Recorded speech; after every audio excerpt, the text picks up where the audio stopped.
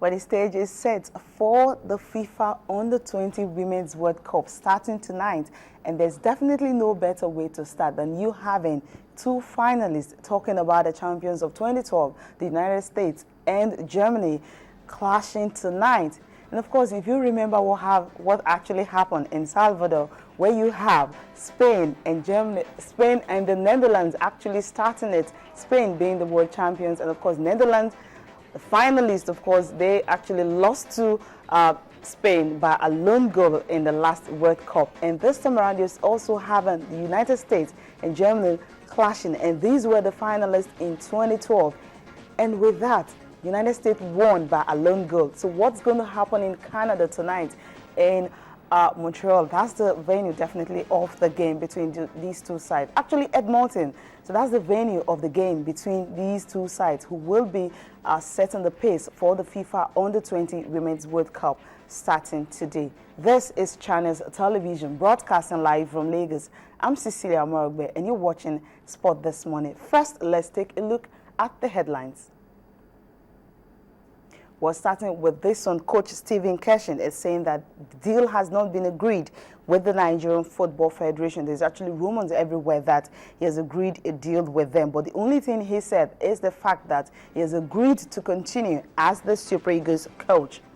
Also on the program, finally for Brownie there, he has been granted a work permit to actually be in United Kingdom, and for him, after missing their pre-season friendly for West Brom against Nottingham Forest last week, well, this one again, they'll be having another pre-season today. He's also missing out, but he will definitely get a chance to train with his teammates before the season starts on August the 16th. That is next 2 weeks. Next 2 weekends. As after this weekend, the next weekend English Premiership is beginning. And also on the program, where Louis van Gaal can't just wait for the season to start simply because he said his squad is already intact. And after ending the pre-season game undefeated, unbeaten, and what a better way to actually end it than defeating Liverpool by 3-1. This is Sport This Morning. Welcome to the program. Of course, I have a guest in the house, Chinesia Idenya. Got that right? Iboye. Why is that to call me by the name of the Super Ego? Precisely. Looks like Iboye Idenya. Very close. Welcome to the program. Thank you very much, Cecilia. How are you doing? I'm good.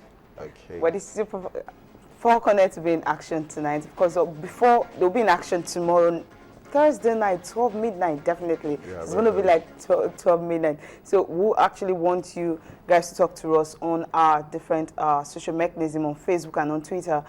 If you think they can actually go one better than what they did in 2010, because when they finally lost to Germany, who won it, they were unbeaten in that particular competition. But in the last edition, they got to the semi-finals. What do you think about them? Do you think they can actually go one way better than what they did in 2010? But it's definitely going to be a tough call for the girls. But we're starting the show this morning with what is happening with the national team. Remember, Nigeria will be starting their campaign for the 2015 African Nations Cup next month. And Coach Stephen Keshin, well, is yet to agree terms with the Nigerian Football Federation.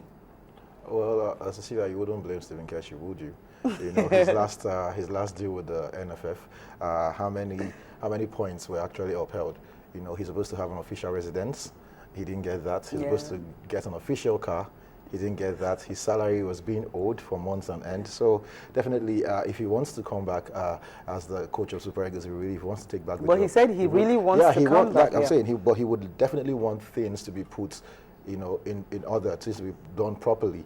You know, the salaries, talking about being owed salaries, I don't think he will want that to happen. Remember, he was paying the salary of his assistant coach, Valerie, you know, from his own pocket. He doesn't want to do that, do that anymore. A whole lot of things that Stephen Keshi needs to make sure that the NFF puts and sorts right, so that before he now decides to come back as the manager of the team. Well, what surprised me was that he didn't talk about having a free hand in team selection. You know, that's why he said there's not really agreed there's no deal yet with them, no terms agreed yet, because maybe those are some of the things that definitely, you really because want to the fact that I don't think as a coach you would like the fact that you pick a team, you select a team, it has to go to the NFF technical committee to veto on it before it is released or something, and finally at the end you hear that there's an addition or there's a subtraction or something, So definitely I think that should be a very key point in his new negotiation. He should actually have the whole right, the complete rights in picking his team, so that whatever he picks, he would live by it or die by it. I think Stephen Keshi really has to make sure he gets everything he wants so that he will do a perfect job, a smooth job for the Super Eagles. What about the backroom staff? What if maybe the staff he's going to bring in, they don't want... Yes, that was a problem. Remember the firing of Quicksilver, Silvanus Okpala, which was a very key issue when Keshi had problems with the NFF. They took off Silvanus Okpala and they tried to impose somebody he did not want. I think as with any coach, we've seen Louis van Gaal with Manchester United. Yes, we saw David Moyes with Manchester United before Louis van Gaal came in. He brought in his own backroom staff. Your employers will not tell you, will not impose somebody that you don't feel comfortable working with, because at the end of the day, it's your job. You have to go out there and do the job to the best of your ability. So you feel whoever is going to bring in, so the Nigerian Football Federation should be able to pay. If you want Silvanus Okpala, you should bring in Silvanus Okpala. They should allow him bring in Silvanus Okpala. If he wants Coach Valerie, he should bring them in. And I don't think the NFF have any right to try and impose anybody on Stephen Keshi. These are the things I really think he should make sure it is cleared with the NFF before he goes on to sign a new contract. But the fortunate thing is that we don't have enough time, because in September we'll be playing the Rwandans, qualifiers for the AFCON. So definitely things have to be sped up. Yeah, that's it. Because if you check what's happening in Nigerian Football Federation House right now, well, election is supposed to be held and some people are supposed to collect, well, what's it called, election forms and all that. Well, at the end of the day, some of them are not even getting it.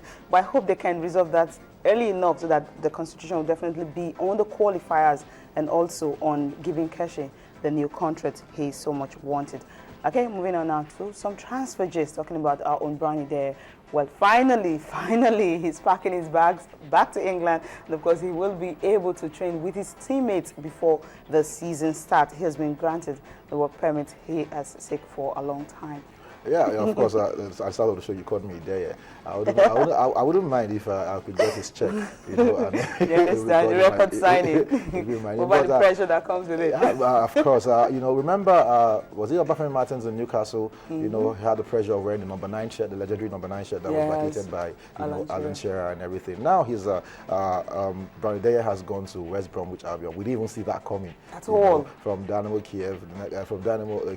He just found himself in West Brom. Apparently his agent actually he's a big boy, because Premiership is hard to get into. Right now he's the club record signing. West Bromwich Albion, they've had some great players in the past. They've had the likes of Kanu Wanko, they've had Peter Osaze-Dorige, they've had Nicolas Anelka. So definitely they would be expecting big things from him. And his goal ratio in Europe is not that bad, a goal every other game, so I think 74 in 182 appearances. About a goal in 3 games, so I think if he continues that way, he wouldn't find any problems with the English Premier League. And I think his style is suited to England because he's more of a box striker, the target man, and I think he would flourish at West Bromwich Albion. I hope he would flourish at West Bromwich Albion, because it would bode well for our national team. Make a selection difficult for Stephen Keshi. That's what we want. Okay, moving on now, we'll talk about the big one, which is starting today, the African Under-20 Women's World Cup. For the Falconets, well, definitely their first game is going to be against Mexico. They're no stranger to this team. They've actually played them before, but this is another stage entirely, and some of the girls that were there are also here. We have more of the new girls around, especially those that played at the under-17 level. How far do you think these girls will go? Well, I always say these things when it comes to age grade competition. I'm not really particularly concerned about how far they go, because I think it's supposed to be developmental. Yes. It's just that most times in this country we put a lot of pressure on age grade teams, the under-17s, the under-20s, the under-23s. We always want to go out there and win. And in the end, you ask yourself, what does it bring out? How does it benefit our national team in the long run? So let's just restrict what we're talking about to the Falconets now. Talking about the Falconets, I think that they should just go out there and play very well. If they are good enough to enjoy the games. Yeah, enjoy themselves. They're good enough to come out from the group and get into the quarters, semis. If they're actually good enough to win, fine. But I don't want to put any pressure on them. I think they should just go out there, have fun, and enjoy themselves. Okay, that's what the fixtures look like. The group games. First, they're starting with Mexico, and that's at 12 a.m. midnight on Thursday. And Korea Republic will be next, and that's definitely is 9 p.m. I believe we can be able to watch that 9 p.m. And the last game is going to be against England. Remember, England were not at the last edition, and of course for Nigeria they have to do everything possible to ensure that, well, they've been appearing in all the finals of the FIFA Under-20 Women's World Cup since it started in 2002 in Canada, surprisingly. But right now they are here, and these are the group games they will be playing before they are able to get to the next round, and if possible, well, get to the finals. That's the target everyone is actually giving to them, simply because they've been able to get to the finals, and because semi-finals won. So the next thing is, okay, it's huge. All right, let's look at what we'll be having today. For today's fixtures, you're having Canada playing Ghana. Well, Ghana definitely not a good way to start playing against host nation Canada. Canada, their best outing has been a semi-finals, and that was when they actually hosted in 2002. Okay, and Finland making their debut against Korea DPR. Korea DPR, I think that's the only team that's been able to break that jinx between the Americans and the Germans, because the Americans have won it about 3 times, the Germans just twice, and Korea winning just once. And China and of course Brazil will be in action. But the big game, Germany and United States. That's the game I'm looking forward to. Definitely, everybody's looking forward to it. You talked about it at the beginning of the show.